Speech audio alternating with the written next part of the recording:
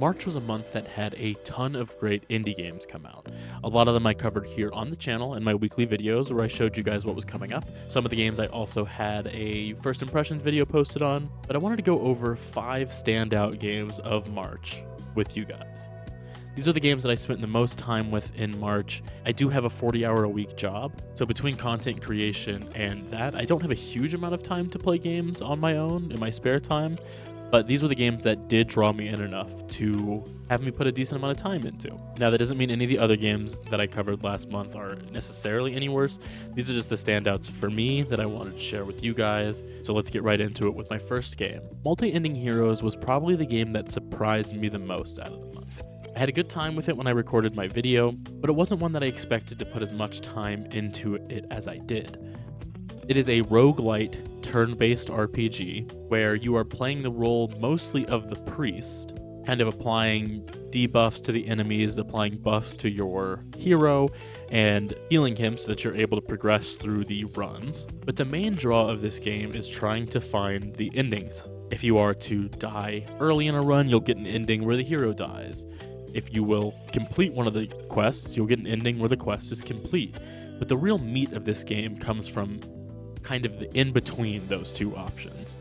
There are just a ton of endings to this game where you kind of need to essentially puzzle out what the game is asking of you. Some of them are straightforward, as in like, if you maybe just don't heal the hero at all, he could decide to fire you. That could be an ending. Or some of the endings might be a little bit more involved, where you need to actually solve a puzzle in another run and then go through to a different area on your next run and apply that solution to find a new ending. As you're progressing through this game and receiving new endings, you'll be unlocking new items and new meta progression, including ways that'll make it easier for you to get your next ending. There's even a system where you can actually remove encounters, so when you go through a game, you could have it just be essentially right to the final boss encounter if you are just trying to get an ending where you beat that boss, or maybe you have an interaction you want to try with a specific enemy, so you remove all the other encounters so you just have that one enemy to play with and experiment a little bit trying to find those different solutions to the puzzles. The game is very well written. It had me chuckling quite a few different times. Paired with how quick it allows you to get back into the action once you get an ending, it is a fun game to just iterate with and, do these roguelike runs and trying to find these different endings back in and trying again, and, trying to pack up as much of these different things as you can. There's a lot of different touches that I just really can tell that the dev cares a lot about this game, and I personally did put quite a lot of time into it, especially there was a weekend where I was sick. I played it on my Steam Deck. It played wonderful on Steam Deck, and I just kind of sat in bed and played a lot of this game, and I had an absolute blast with it. The next game that I have on this list is one that I actually wish I had more time in, but I just haven't been able to get to it as much as the others. This is Rhell. Rhell is a wizard immersive sim where you are playing a sage with a big spellbook of different effects that you can kind of combine in tons of interesting and weird and unexpected ways to tackle just a sandbox of puzzles in whatever way you see fit. It doesn't hold your hand too much because it kind of knows that you might be solving puzzles in a way that even the developer didn't necessarily intend. You might be kind of breaking the game almost, but that is the way that the game is designed. It is trying to allow for this full creativity, and it really shines right out of the box. When you make a new save file, you can actually choose to have the save file randomized, which I am super excited to do. Obviously you want to get through a unrandomized run first, but I love randomizers. I've played tons of randomizers on lots of other games. They're always a good time, but especially in this genre where you're already solving puzzles in these weird, unknown ways.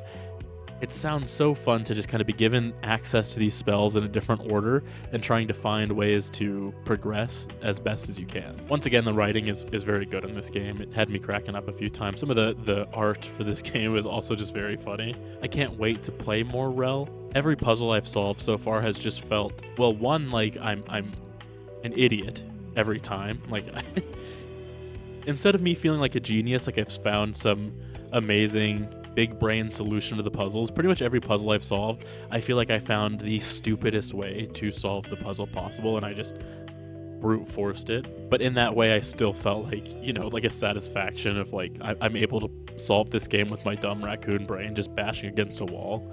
just like stacking things and moving things around and doing things in just like the absolute dumbest way possible. But the fact that the game lets me do that is very satisfying. My next game on this list is Funi Raccoon game. This game is absolutely fucking insane. It is so insane. It is a great time. You play a little raccoon trying to fill up your dumpster with as much trash as you can gather. So of course, I love that, right? It's got my heart on that alone. Your dumpster is kind of your hub world. You, from your hub world, unlock new base levels based on how much trash you've accumulated. And then when you go out of your dumpster into one of these worlds, there's a lot of other interconnected levels.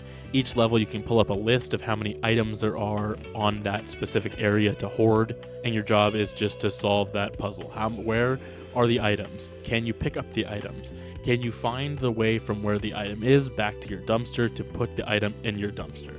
Some of them have additional challenges to them, like in one of the challenges, you need to steal a cop's gun. When you take the cop's gun, the cops try to get you, and it is crazy, and everything starts flying around and going hectic. Some of the items are a little more straightforward, like you can just pick them up and toss them right into your dumpster. But that's where the gameplay loop is. You're looking for these items. Some of them are more hidden, some of them are easy to find, but it's not as easy to figure out how to get back to your dumpster. Some of them, once you pick up, activate some sort of effect, like making you go faster, or making you bounce a lot, or making you jump really high. That makes an additional level of challenge to getting that item back to the dumpster. It is unashamed in how insane it is. It leans super heavy into it, and it makes it very charming in that insanity. Once again, I know I'm a little biased because of the raccoon thing, but I mean, you've seen the gameplay as I've been talking. This game is just a good time. They also added controller vibration to the game, which when you look at this game, you think, oh yeah, well that's gonna be insane. They kept it pretty tame, although there was a section where I was bouncing up and down so fast that I was hitting my head repeatedly against the ceiling and then the floor, and my controller was absolutely going insane. But as the rest of the game kind of leans into that, it didn't feel out of place for my controller to just feel like it was about to explode. Leaning to the cozy side of things, my next game is Bubblegum Galaxy. This game takes everything I loved about Dorfromantik and adds in so many things that I didn't know I wanted in that style of game. Dorfromantik, of course, just a puzzle game. You're just doing these cozy puzzles. There's not really any wrapping around that. There's nothing else, right? And that's okay for Dorfromantik. Bubblegum Galaxy takes that and adds a narrative around it. A very cute narrative that kind of feels inspired by Katamari and Chibi Robo and different PS2 era, GameCube era games that I have a lot of nostalgia for. Chibi Robo is one of the first games I played growing up, like, on my own. So it does speak to me on that level, but also just the Dorfromantik style of puzzle is extremely calming. The cast of characters that you're interacting with are all kind of quirky and fun to talk to, and there is an additional mechanic where you are able to give them gifts based on how many of the puzzles you've solved or how many of the planets you've built, as the game phrases it. You can go in and give them a gift, and then you have a little scene with that character, so you learn more about the characters as you're going through the game. You're able to decorate your office, and there is just a lot of very fun add-ons to what is already an amazing base game, while even adding some of its own quirks to that gameplay that I feel are welcome. If you like Dorfromantik, you'll love Bubblegum Galaxy. If you wish Dorfromantik had more, Bubblegum Galaxy is exactly what you're looking for. And even if you've never played Dorfromantik, if you enjoy a cozy puzzle with a lot of charm to it, check out Bubblegum Galaxy. The rest of these games have been in no particular order, but this last game is absolutely my favorite game of April. It's the one I've spent the most time in. It's the one I've connected with the most. And as much as I loved every game on this list, as much as I loved every single game I played this month, none of them hooked me as much as Beast Breaker. Now, if we're being technical, Beast Breaker did not actually come out this month. If we're going to get really into the nitty-gritty, it didn't even come out this year. This game initially came out in 2021, but it was only on the Epic Game Store and Switch. So it missed me completely. I had not heard about it until I was doing my research for games for my weekly release videos. They did update the game, from what I can tell, going into this Steam release, so I'm counting it as a new release. There are people who will tell this story way better than I will, but the story behind the studio who made this game is also one that I resonate with, and that I think is a perfect example of why I love indie games so much. The original studio, Vodio Games, was the first game studio in North America to unionize. The studio did have to shut down because it didn't receive funding, but in the time that it was active, it made Breaker. Breaker is a game full of charm, full of found family, full of game mechanics that I don't think anyone has ever put together in this way before, in a way that is just satisfying beyond belief. If you watched my original video or heard me talk about it before, this game is Monster Hunter combined with like pinball peggle, which sounds crazy. If you're looking at the gameplay on screen, it just makes sense. You're bouncing around, you're breaking these parts off kind of like you would in Monster Hunter, but you're doing so in this extremely satisfying bouncing pinball way. Just like Monster Hunter, you do have different weapon types that you can go into these fights with. Each has its own mechanics behind it and play style, and you can tailor the game pretty uniquely to exactly how you want to play. The supporting cast of characters is, the entire cast of characters is so well written. The music is amazing. The way that everything just comes together, from even like the sound design of the menus, when you're going through your home base and clicking from menu to menu and the music is kind of changing to match the vibe of the screen that you're on. The way the game incorporates a tracking minigame before you go into each of these hunts. You need to play this game. Everyone should play this game. This game is so good. To me, this Steam release feels like a second chance for the indie game community to show the world that we do want more Vodio games.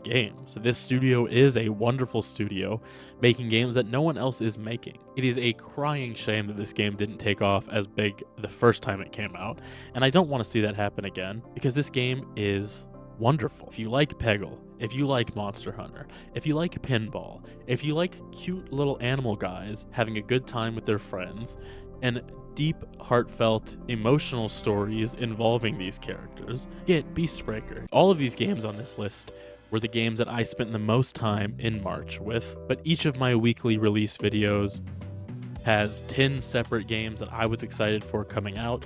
A lot of them I did play on the channel, some of them I didn't have the chance to yet because, again, my time is a little limited, but I will hopefully have time to get around to them soon. And I'm always dropping new weekly release videos, or videos like this where I'm trying to share indie games with you guys. So if you enjoy this, if you enjoy finding new indie games that you might have missed, please subscribe to the channel, give me a like, comment on the video. It really helps me out. I also just want to hear from you guys. I want to hear what is working, what's not working. If you hated this video, just comment, tell me why. Please be constructive and not mean, but I would love to know what about this video you didn't like. If any of these games stuck out to you, of course, they're all linked in the description. Go click on them, buy them, wishlist them. If you play them, give them reviews. Reviewing games helps devs way more than you think it does. It's not just a way to show other players kind of like what you're feeling, although that is a good thing. It also does help devs a lot if you leave a review. So definitely, if you've already played them, and I'm reminding you, go leave a review for one of these games. Thank you so much for watching. As always, eat some trash and do some science for me, and I'll see you in the next video. Bye.